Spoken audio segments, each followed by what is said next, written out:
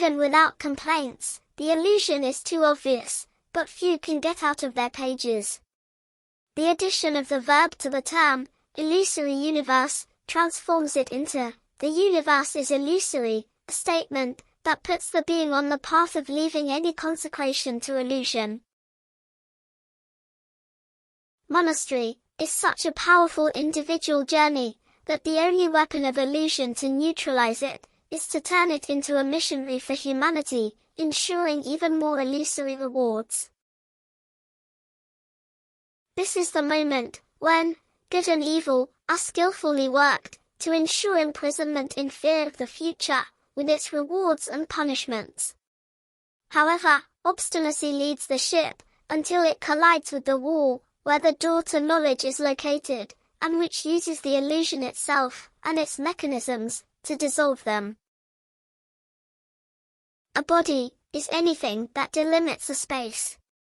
Space itself has two concepts, one of them being emptiness, and the other, a body like any other, filling, and being filled. About bodies, there are two ways to qualify them. The first, by imposing characteristics on the body, from the outside in, and the other, by imposing from the inside out, because, what qualifies a body, is its form and content.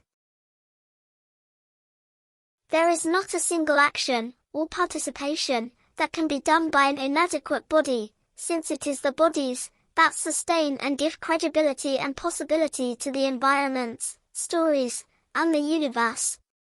Therefore, any action or reaction is responding perfectly to what the moment demands. The positioning, with total ignorance, receives almost all the impositions of the environment. The positioning, with some knowledge, impacts the body through self-imposition, that is, the being also influences, in some way, the body that inhabits and participates in its modeling.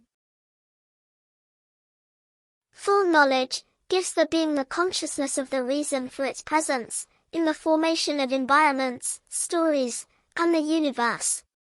The apparent indifference differentiates it in the manifestation. In history, the being is a recognizer, who uses all kinds of filters, to arrange bodies in the various niches that he himself creates and organizes. The perception of the manifested being becomes molds in accordance with this organization, and it is this organization that will determine the objective and subjective concepts. The construction of oneself by these mechanisms gives the body of the being its manifestation, the natural movement, in perfect agreement with this construction. Repentance causes an adjustment movement that comes from within to outside, in order to readjust the body to a new way of responding to external stimuli. The continuous way of acting, and the non-acceptance of disagreement with what the environment demands, sometimes leads to the extreme of extermination of the body, by the agent that drives it. This agent differs from the original being, and is the transforming theta.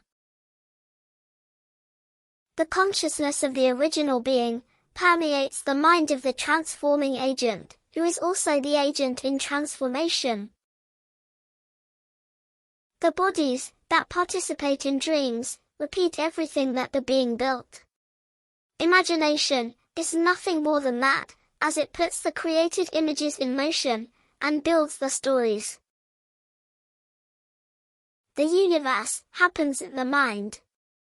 And it is in the mind that it is created, maintained, replaced, or eliminated.